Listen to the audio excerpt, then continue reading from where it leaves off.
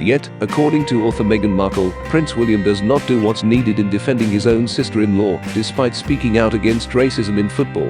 The Prince of Wales wrote to the Bradford, England-based Alpha United Juniors after its coaches and players, some of whom were as young as 7, came under attack, according to Sky News.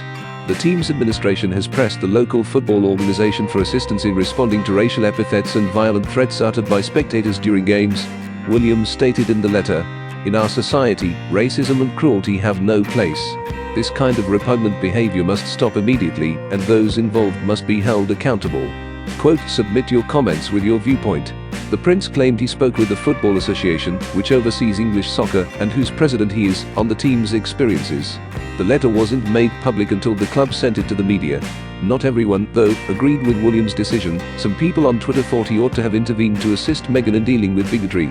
The problem with William is that he lacks actual credibility on issues of race, racism, and racial relations, since he failed to address racism in his own home and family, according to Sholomos Shogbalumu, the author of This Is Why I Resist.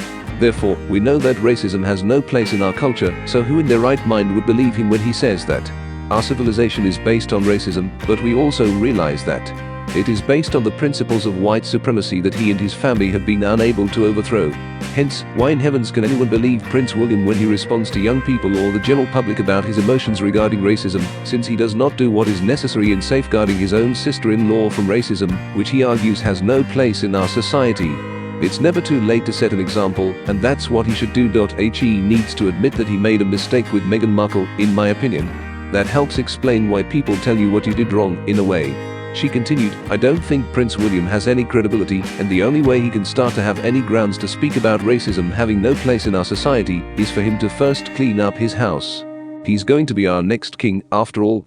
Every time Prince William publicly defends footballers who are racially abused, but publicly stays silent on the racism his brother's wife and children face, he opens himself up to very valid accusations of performative PR. Anti-racism isn't a pick and mix in a sweetie shop. Read one viral Twitter post that received more than 100,000 views.